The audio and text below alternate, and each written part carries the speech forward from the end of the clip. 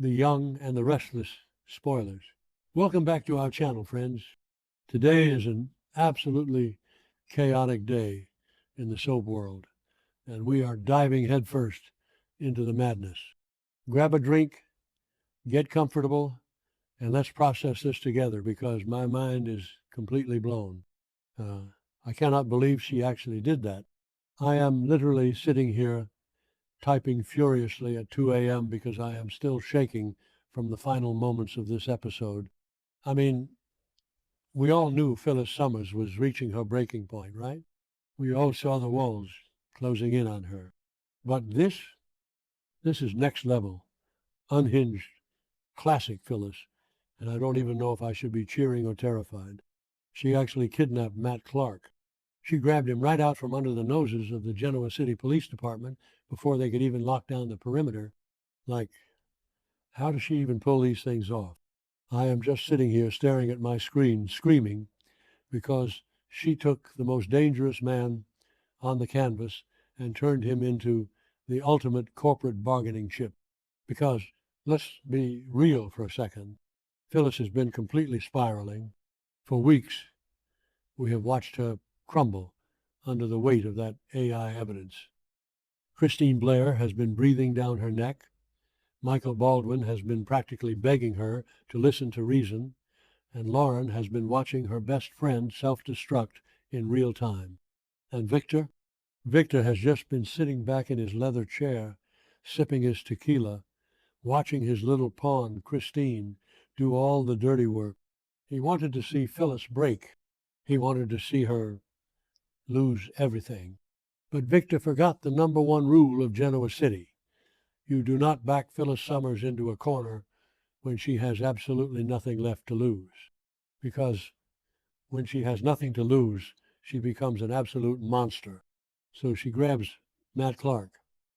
Wait, I'm getting ahead of myself. Let's talk about the absolute sheer audacity of this move.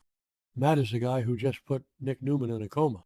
Matt is the guy who psychologically tortured Nick, pumped him full of fentanyl and cocaine, and caused that horrific car crash that left Nick with potential permanent brain damage. Nikki is literally at the hospital, screaming her lungs out in pure agony, and Victor has been silently vowing to murder whoever did this to his golden boy. And Phyllis knows this. She knows Victor's weakness is his family. So what does she do? She doesn't run from Christine's lawsuit. She doesn't listen to Michael's legal advice. She goes rogue, intercepts Matt Clark right after Noah left him bleeding, and drags him to an abandoned warehouse. I mean, the logistics alone. But we're not going to question soap opera logistics right now. We are just going to ride this wave. And can we talk about that warehouse scene?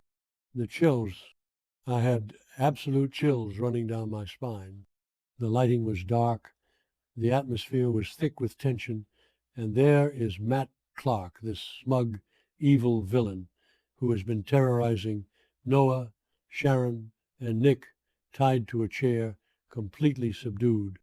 And Phyllis is just pacing around him like a feral predator. She isn't just holding him hostage. She is psychologically torturing him. She is using the exact same threats, the exact same tone, the exact same intimidation tactics that Victor Newman has used on her for decades. It's like she absorbed all of Victor's cruelty and is unleashing it on Matt. She is mirroring the mustache, and it is terrifyingly brilliant. I know some people are loving this, but personally, a part of me is like, Phyllis, girl, you are crossing a line you can never come back from. But then again, Matt deserves it. He deserves every single second of it after what he did to Nick. But here is where my jaw actually unhinged and hit the floor. She pulls out her phone. She calls Victor Newman. I have been watching since 2015, and this is honestly one of the best, most tense phone calls I have ever witnessed on this show. She doesn't beg. She doesn't plead. She just tells him she has the man who destroyed his son.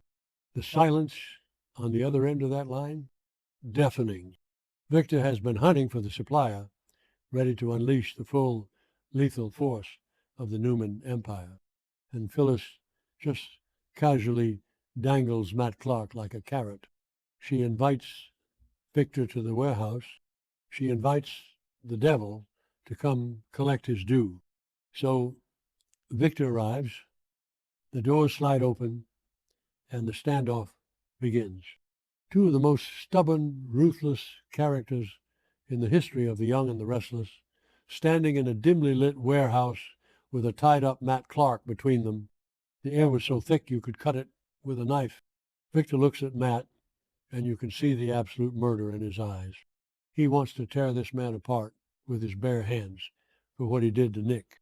But then he looks at Phyllis, and for the first time in a long time, maybe since the whole Marco Anicelli nightmare, Victor actually looks at Phyllis and sees a genuine threat. He sees a woman who has completely snapped and is operating on a frequency of pure survival, because Phyllis doesn't just hand Matt over. Oh no, she lays out her terms. She tells Victor that he can have Matt. He can exact his lethal, bloody justice for Nick. He can do whatever he wants to this monster. But in exchange, Victor has to call off his attack dog. He has to force Christine to drop the Newman takeover lawsuit. He has to make all the AI evidence disappear. He has to let Phyllis walk away with her freedom and her company. And I am screaming, it is a masterstroke. She is using Victor's deepest, most violent desire for revenge to force him to dismantle his own meticulously crafted legal trap. I mean, think about the psychology here. Victor has spent weeks setting this trap. He brought Christine in, knowing her decades-long hatred for Phyllis would make her the perfect weapon. He sat back and watched Phyllis isolate herself, scream at Michael, alienate Lauren, and basically dig her own grave. He thought he had won. He thought he had finally crushed Phyllis Summers for good, but he underestimated her survival instinct. He forgot that Phyllis is a feral cat who will claw the eyes out of anyone who tries to cage her. By capturing Matt, she didn't just find a bargaining chip. She found the one thing Victor Newman values more than his business empire or his petty vendettas, his family's vengeance. And the look on Victor's face when he realizes he has been outplayed by a desperate woman, priceless, but also kind of scary. Victor realizes that Phyllis is terrifying when she has nothing to lose. She isn't playing by the rules anymore. She isn't worried about the law or Michael's advice or even her own morality. She is operating on pure, unadulterated survival instinct. And Victor respects that, even if he hates it. I kind of feel like Victor is looking at her and thinking, well played, you absolute lunatic. But at the same time, is he really going to let her dictate the terms? This is Victor Newman. He doesn't take orders from anyone, let alone Phyllis. Am I the only one who is terrified of what happens next? Like, okay, let's say Victor agrees. Let's say he takes Matt and does whatever dark, twisted Newman justice he has planned. How is he going to get Christine to drop the case? Christine is a bulldog. She has Phyllis dead to rights with that AI evidence. If Victor suddenly tells her to back off, Christine is going to know something is up. Remember when they tried this kind of blackmail dynamic with the whole J.T. Hellstrom cover-up? Yeah, didn't work then either, because secrets always explode in Genoa City. Christine is going to lose her mind if she has to let Phyllis walk free. I am honestly dreading the legal fallout of this, but I am also so here for the drama. I kind of want to see Christine's face when she realizes her golden opportunity to lock Phyllis up is gone because Victor made a back alley deal. And what about Nick? God, my heart breaks for Nick and Sharon and Nikki. Nick is lying in a hospital bed fighting for his life, his brain potentially permanently damaged because of Matt's sick games.